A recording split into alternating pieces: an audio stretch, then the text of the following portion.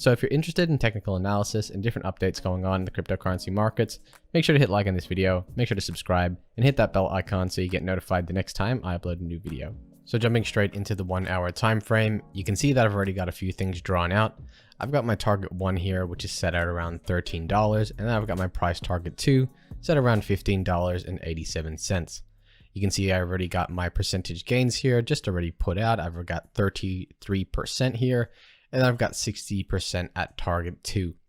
I've also got a few price labels drawn out here just to show you where the touches have been on this larger resistance line that we are coming up to right now. And then I've also got 4 price labels here just set out here just to show you where this level of support is.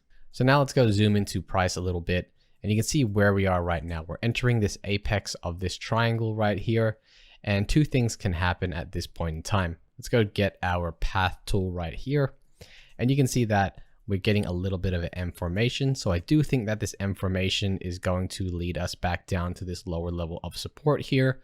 And once we touch that level, 2 things can happen. We can either get a quick bounce off of it, back up to the resistance line. And if we have enough power and if Bitcoin is to stay healthy, then we could potentially break that resistance line, back test it as support, happy days, or moving on to target 1. The next scenario is we are here, we come up, form that M formation. So I do think that in both scenarios that we are going to come down to this base level of support right here, and we could potentially hover around that area before falling through it. Now, if we fall through it, then that's your indication that we could potentially be moving down. And what you want to do here is just look at this level of resistance right here. Now you can see this level of resistance here, this white line was created here around. Let's go grab our price label. You can see that there is the first touch off of it. Here's the second touch off of it. And here is the third touch off of it. And now we have that new resistance line there. So if we fall through, then that's the resistance line that you want to watch. And once we do something like this and we just kind of track it down, we move away from it, we come down, we come back to it. And once we break that and we back test it, that's another good entry point for Theta. So now that we have this overview of where we are sitting right now and where we can potentially see the price going in the short term, let's go take a look at the long term, and we'll go to the weekly time frame, and we'll see what the benefits are of holding Theta long term. So let's go here, and you can see that we've got everything drawn out here. Let's go and hide that so we can see the candlesticks better. And I just want to go bring up our oscillators, and I just want to show you what is going on right now. So first off, let's go take a look at the MACD. You can see that this is the MACD. We've had this bearish cross, we've come down, we've leveled out a little bit, and you can see that that dark red is starting to turn light red. So you can see that the selling power, the selling pressure is starting to run out for Theta.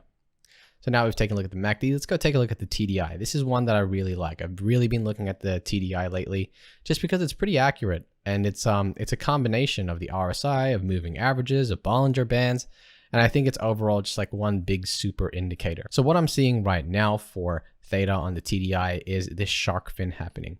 Now, if you're not familiar with the concept of the shark fin in the TDI, it's like a shark fin that comes out of the water, and it can happen on both sides. You can see there are a few shark fins here at the top.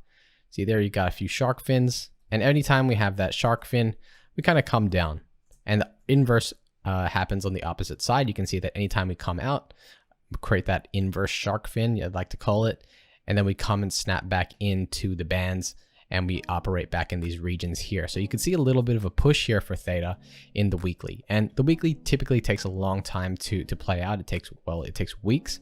So if you're going to be holding long term for Theta, then I could definitely see a good bump in price happen for Theta, simply because we are outside. We're very oversold for Theta right now when it comes to the TDI. So there you go, guys. That is my quick update on Theta.